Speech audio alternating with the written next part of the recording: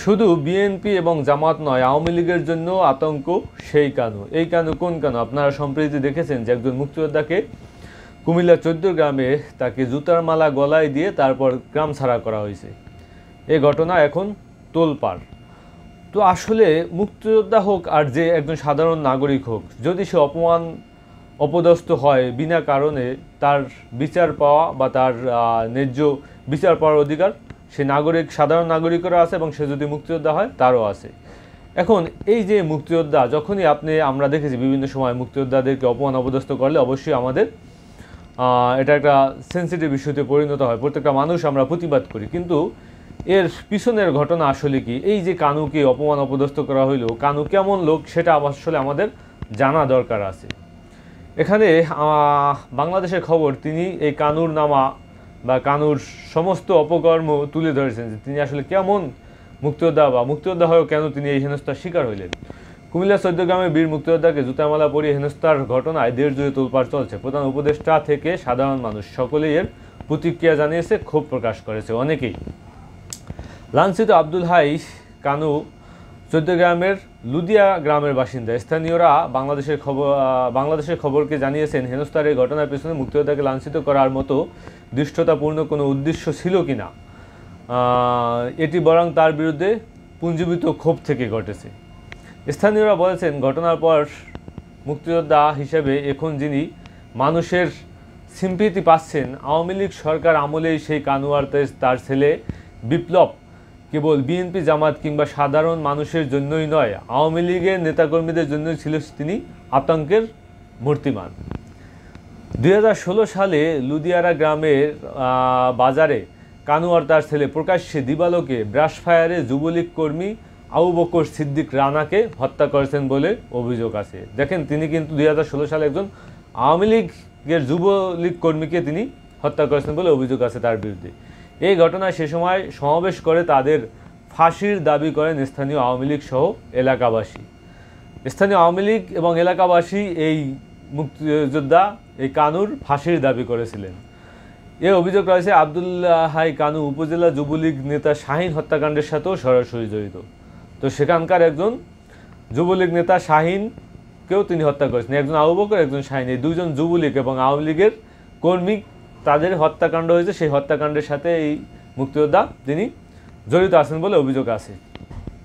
এখন যারা তার বিরুদ্ধে জুতা পরাইছে তারা হইল আসলে প্রবাসীরাই জুতার মালা দিয়ে তাকে দেশ ছাড়া করেছে। কারণ এই প্রবাসীরা অত্যাচার, নির্যাতন, নিপীড়নের শিকার হয়ে তারা দেশে থাকতে পারে না। তার ভয়ে একমাত্র দেশ ছেড়ে তারপর বিদেশে পাড়ি জমাইতে হয়েছে। এবং এই 5ই আগস্টের পর, অভ্যুত্থানের পর এই প্রবাসীরা দেশে এসেছেন এবং দেশে আসার পরই তাকে কিন্তু জুতার মালা পরানো হয়েছে। কানুর বিরুদ্ধে হত্যা মামলা সহ কমপক্ষে 8টি মামলা চলমান। টানা 2 বছর জেল খেটেছেন। 5ই আগস্টের কিছুদিন আগে জামিনে বের হয়েছেন। তো এই মুক্তিযোদ্ধা কিন্তু টানা 2 বছর জেল খাটছেন। তার ছেলে বিপ্লব একাধিক এবার জেল খেটেছেন। এর আগে স্থানীয় সরকার নির্বাচনে ভোট ডাকাতি, সংঘর্ষ সহ বহু অপরাধের ঘটনায় জড়িত জাতির কানু মানুষের পা চেপে ধরে। এই যে শাহিনকে যখন হত্যা করা হয়েছে, শাহিনের জানাজা এসে এই কানু সাহেব তিনি মানুষের পা চেপে ধরে মানুষের কাছে হাত জোর করে ক্ষমা চেয়েছেন। এলাকাবাসী বলেছেন যে কানু গত 16 বছরে অন্যের বাড়ি ভাঙচুর চালানো, বিএনপি জামাত তকমা দিয়ে অসংখ্য মানুষকে এলাকা ছাড়া করেছেন, পাড়ি জমিয়েছেন প্রবাসেও। দলীয় নেতাকর্মীদের মারধর, হত্যার মতো গুরুতর বিষয়ে তিনি অভিযুক্ত। এসব কারণে তিনি নিজ দলের ক্যাডারদের হাতেও মারধরের শিকার হয়েছেন। তো আওয়ামী লীগ এক সময় কিন্তু এই কানুকে মারধর করেছে। তো তখন কিন্তু আসলে আমরা বলি নাই যে কানুকে, একজন মুক্তিযোদ্ধাকে অপমান করা হয়েছে, কিন্তু এখন আমরা বলতেছি। স্থানীয় সাবেক সংসদ সদস্য রেল মন্ত্রী মুজিবুল হকের সঙ্গেও ছিল তার দ্বন্দ্ব। এর জেরে রাজনৈতিক গ্রুপিং ও হানাহানির ঘটনাও ঘটেছে একাধিকবার। 2000 সাল পর্যন্ত আওয়ামী লীগ আমলে নানা ঘটনার আলোচিত ছিলেন কানু। 2001 সালে বিএনপির ক্ষমতায় এলে তিনি আড়ালে নীরবে দিন কাটান। বিএনপির সরকার আমলে শেষে তিনি আবারও স্বরূপে ফেরেন। বিএনপি জামাতের লোকদের বাড়িতে হামলা, বাড়ি থেকে বের করে দেওয়া সহ অন্যের বাড়ি ভাঙচুর, মারধর, ব্যবসা প্রতিষ্ঠান উঠিয়ে দেওয়া সহ অন্যান্য অত্যাচারের সাথে জড়িত এই কানু। অনেকে তার অত্যাচার সহ্য করতে না পেরে বিদেশেও পাড়ি জমিয়েছেন। আওয়ামী লীগ সরকারের আমলে 13-14 সাল পর্যন্ত এলাকায় জামাত বিএনপির লোকজন আসতেই পারেনি। এই সময়ে তারা নিজেরাই আওয়ামী লীগের বিভিন্ন গ্রুপে বিভক্ত হয়ে যান, বিভিন্ন সময়ে নিজেদের মধ্যে সংঘর্ষ ঘটনা ঘটে।